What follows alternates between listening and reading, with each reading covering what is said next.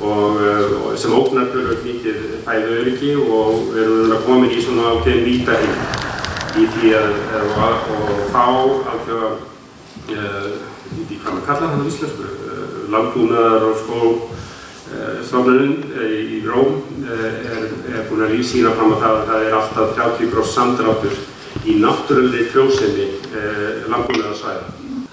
Og stefnum ótrauð að kolefnishlutleysi 2040 og einmitt þurfum að halda áfram að æfa okkur og horfa til lengri tíma.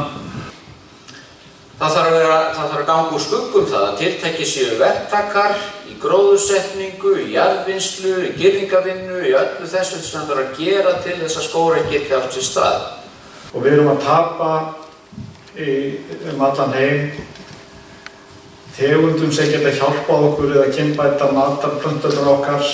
Við erum að tapa tegundum sem eru skyldar okkar nytjaplöntum. Ég segi stundum að landgræðsla snýst ekki að rækta gróður, heldur hún snýst að búa til jarðveg.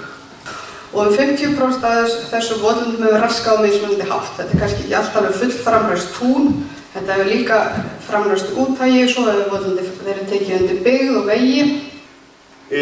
Kolefnisbinding með skógrækt er um 10% af því sem við erum að losa út með bruna með jarðefnaeldsneyti.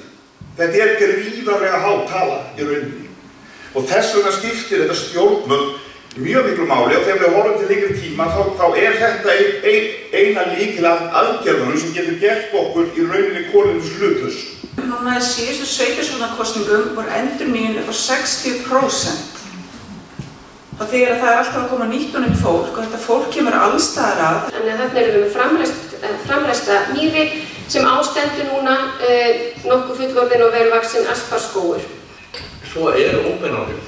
Það verða lífeðlisfræðilegar breytingar í trjám og skóg við hlýnun. Þegar maður breytir nauðbundnu landi, byrjar að vaxa skóg, þá er maður algjörlega vonlaus. Og svo verður ævintýri. Gatnaskóg, Hallormsstað og Ranaskóg. Ég telja það með kröftugustu skógum á Héraði.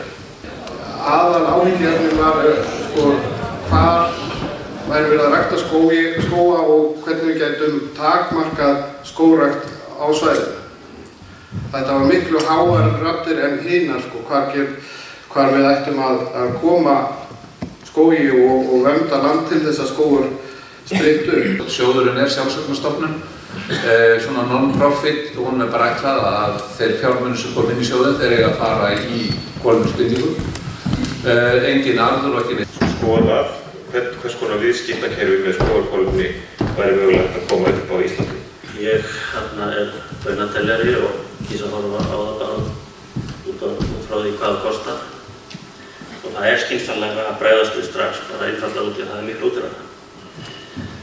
Þetta er tæki sem á að nýta til að stuðla að sjálfbærri landnýtingu og þá þurfum við náttúrulega að vita það skiptir máli eftir með raska land. Er það í Rússlandi framför?